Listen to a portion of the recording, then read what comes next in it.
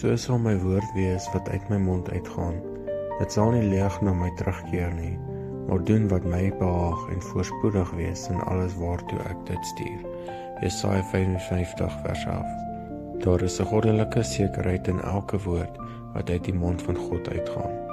God het sy woord in ons gestuur met 'n doel, om sy ware karakter aan ons te openbaar, om ons die weg van verlossing te leer en om ons te beskerm teen die misleidings van hierdie wêreld. Die skepingskrag wat die wêreld tot bestaan geroep het, is in die woord van God. Wanneer dit in die hart ontvang word, herskep dit die siel na die beeld van God en vorm die karakter vir die onsterflikheid. Tyd wat bidend saam met die Heilige Gees aan die woord gewy word, lewer altyd 'n 100voudige vrug. Vir die woord om hierdie kragtige werk in ons te verrig, moet dit nie net gelees word nie, maar in die hart bewaar word, sodat dit ons daaglikse handel en wandel rig en ons karakter tot volkomenheid in Christus verfyn.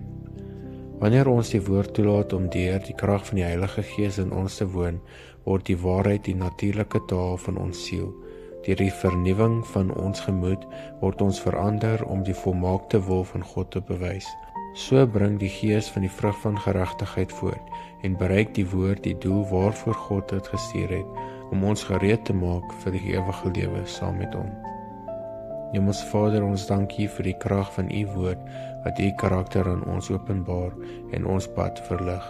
Ons vra dat U woord vandag nie leeg na U sal terugkeer nie, maar dat dit ons harte sal verander en ons sal beskerm teen alle dwaling.